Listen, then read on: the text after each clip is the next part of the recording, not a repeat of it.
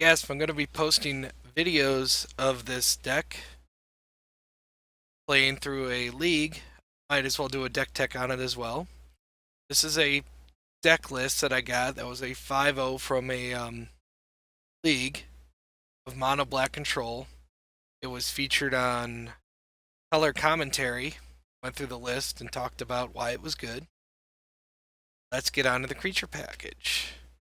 Got 4 of the witches. Beautiful artwork, great card. 2 mana painter. Double black is very relevant. Great Merchant of Asphodel that I'll get to in a minute. Got 2 of main deck Crypt Rats. Really important card in the deck. You're rarely saying, man, I really don't hope I don't draw Crypt Rats when you're playing. Spend X only black mana and deal X damage to everything. Or Phyrexian Ragers, get to develop out your board, draw a card. Losing a life is annoying, but you're playing black. It's what you pay to draw cards. Or of Chittering Rats, being able to make your opponent skip their next draw step effectively is really good. Really useful. Again, another 2/2 body with 2 black mana. Super great. 2 of Thorn of the Black Rose. Monarch is super good in Pauper. Once you get it, you gotta keep it. It's sad when your opponents are drawing off from your triggered Monarch ability. And a 1/3 Death Toucher is not an irrelevant body. And a 4 Great Merchant of Asphodel. Scary, super key to the deck, closes out a lot of games you wouldn't otherwise win.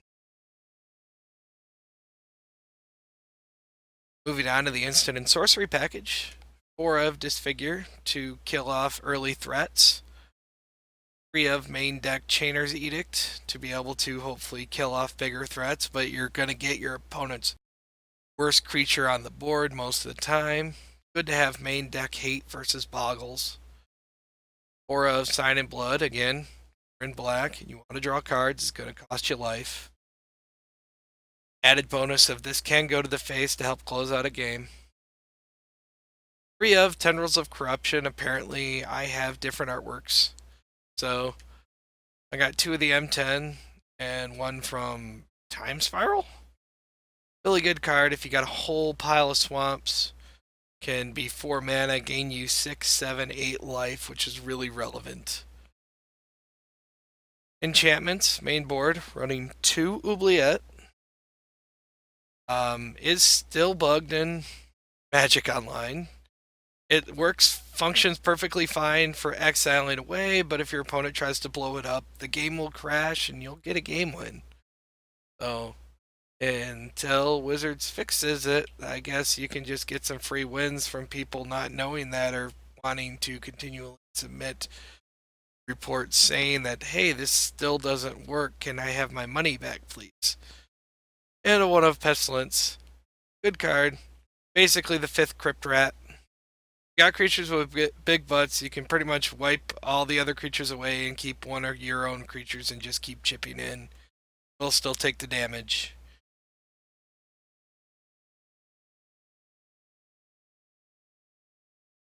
Land package.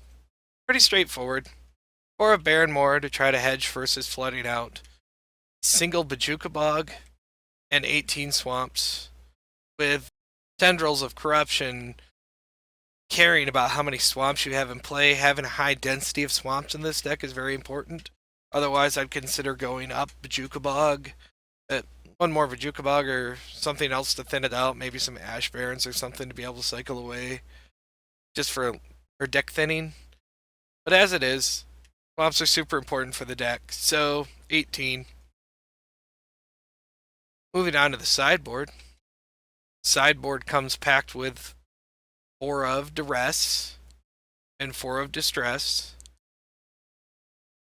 and 2 more Crypt Rats. Duress is good if you know your opponent's playing a lot of counter spells removal, obviously. Distress is just a catch-all. It's as close as you're going to get to Thoughtseize and Pauper. It's nice to have the option to take the creature, so it's a lot less likely to be a dead card. The cost of an extra black mana in a mono black deck is not a big deal. 1 of Nihil Spellbomb, good to clean up opponents' graveyards if that's the thing that they're strategizing on.